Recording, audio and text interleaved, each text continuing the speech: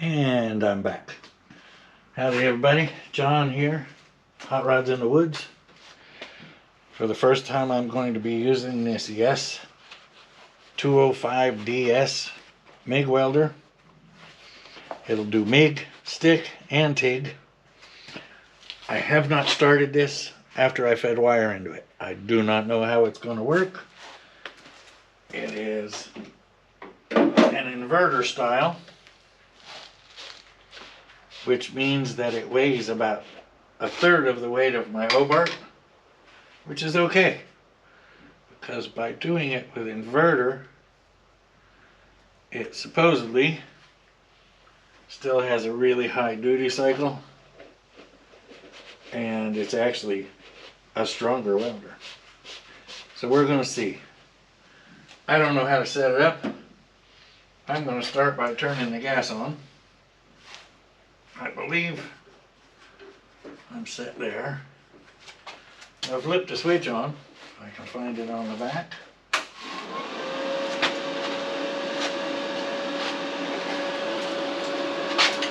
I don't know if you can see all these lights, but I've got it set at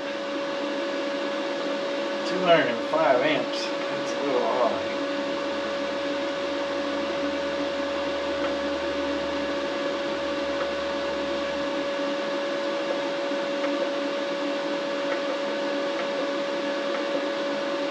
I have no idea what I'm doing. Alright, well, let's set this aside.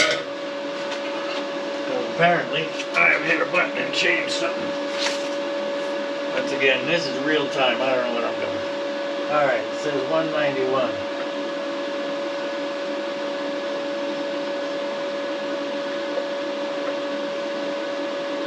I'm going to go for 160. 19.6. I'm on mixed gas. I'm on 35 thousandths wire. I don't know what synergy big is. We'll try it and see what happens. You can always change that setting. Alright. Just going to try it on the end here where I can easily grind it off, and we'll see what happens.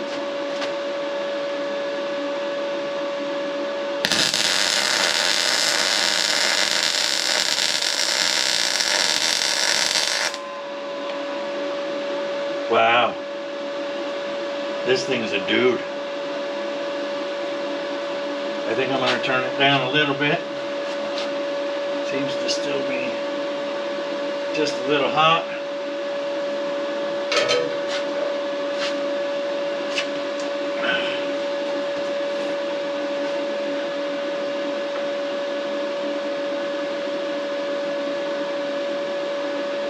Try it down at 145. Let her set. Now this automatically sets the wire speed for you. It's a very reasonably priced welder. I actually like the trigger assembly, or whatever you want to call it, better than my Hobart. It's a little more comfortable. And honestly,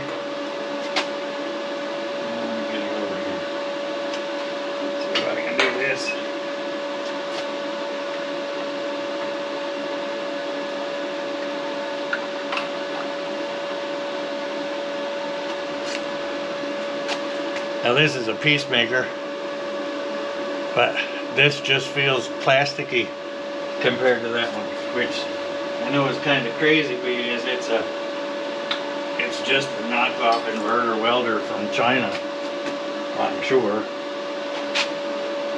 But I actually like it. So we're going to see what it does a little more, and we'll get back with you.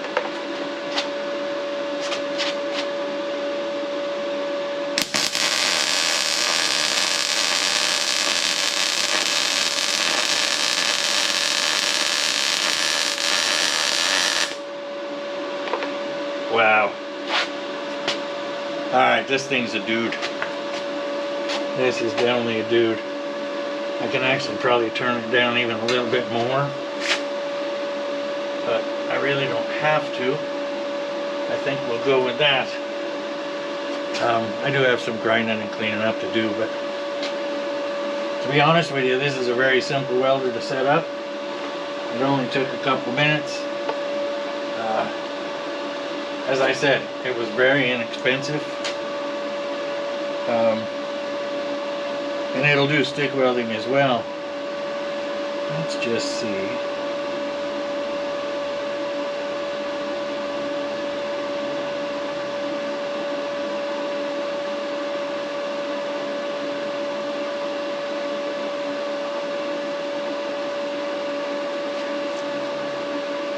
So it appears that they're around 350 bucks.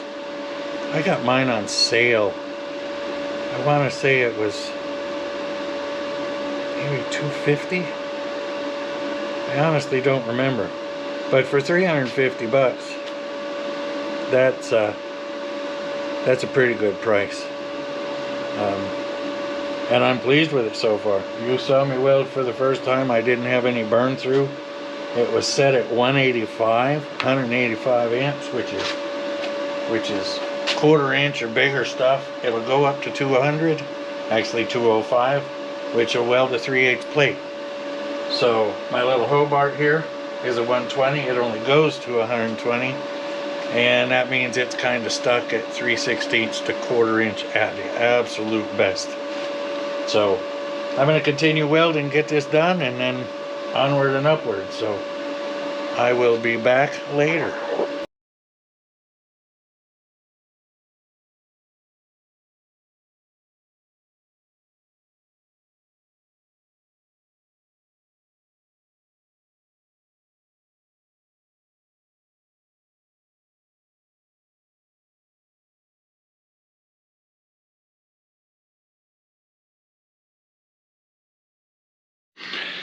So I found out a little something about it, and I'll have to play with it a little bit. I have it set on that automatic setting, and because of that, it kind of pushes the wire out a little faster than I'd like, so I can't slow down my pool. And because I can't do that, I'm getting a lot of extra weld on the outside. I'm going all the way in, and I'm getting penetration. There's no doubt about that.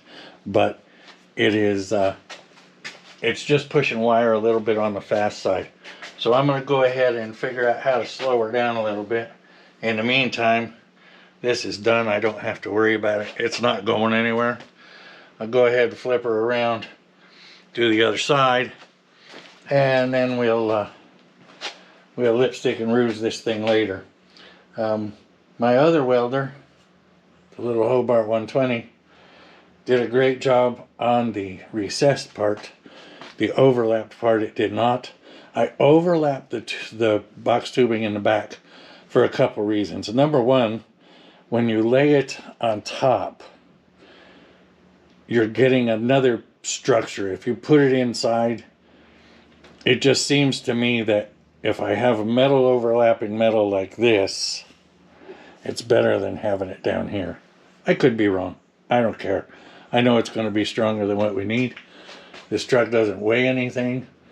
The suspension will be holding everything just fine with the way this is set up. So if I'm doing it wrong, call me out in the comments. Love to hear somebody that knows a lot more about this than me.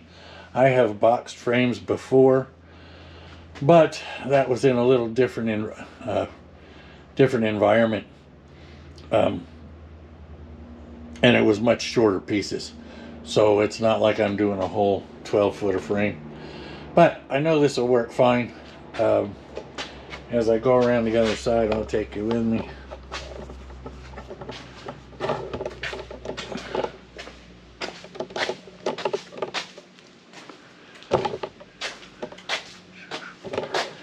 And by boxing it all the way to the center cross member over here, I'm going to weld it to the cross member as well.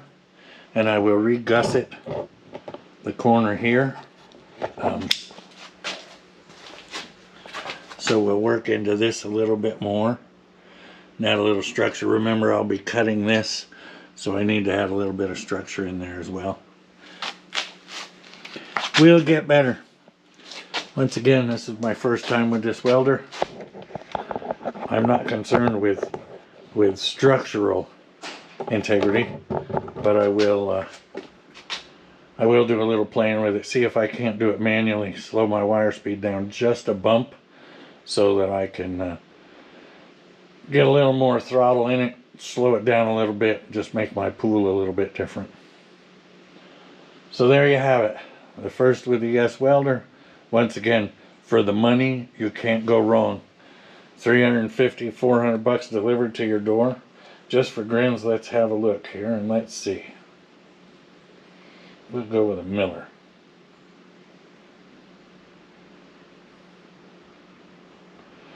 Let's look at a Miller 200.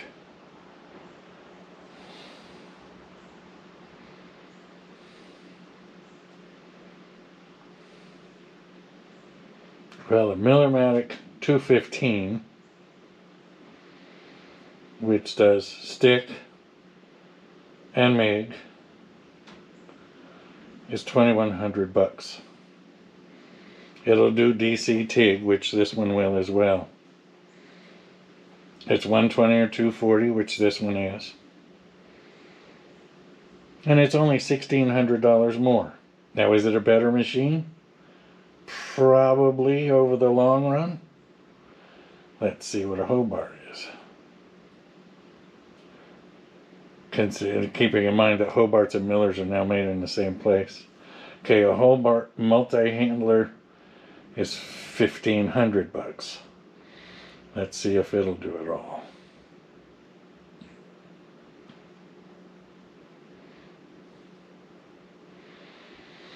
Okay, it's 120, 240, 200 amp, inverter MIG, multi-process, flex core, stick, and TIG. Yep, it'll do the same things. Will it do them better? I don't know. But I know that if you're working out of your garage and tools are expensive, I'll revert back to my Bauer Tools video, and I have ground all of this, cut this, done this with $150 plasma cutter, a stock of Bauer Tools, more Bauer Tools. There's Bauer Tools here. There's also Porter cables. There's Ryobi's. There's, down in the bottom, there's DeWalt. So it's not like it's one brand and the only reason I got them is because it's what I can afford. It's because I had to try them. So, that being said, you want a $350 welder that you leave in your garage and 2/3 of the time is just sitting there? Or do you want a $2,500 welder or a $1,500 welder that does the same thing? It doesn't make sense. And I'm going to use this thing. As you can see, this isn't like one trick pony here. We aren't just going to do this little welding and be done. I've got to weld in mounts for the rear suspension, for the front suspension, for the engine. The transmission crossmember has to be built and welded up. I have to make the new assembly for the rack and pinion steering. So there's a lot of welding going to happen. I'll be using this welder a lot. I'm still going to be using my little Hobart, but I'm pleased. That's it seems to be doing a nice job. It was stable. You can hear it spit every once in a while. That's because of dirt in the metal. Keeping in mind that this frame is 96 years old, their metallurgy capabilities was not the same as it is now. So I am sure that there are a few impurities in this. Is it strong? Absolutely. It's probably stronger than the recycled, crushed up Toyotas and Volkswagens that you get now. So I don't have a problem with that. However, those impurities do make a modern day welder spit a little bit. So that's it for now.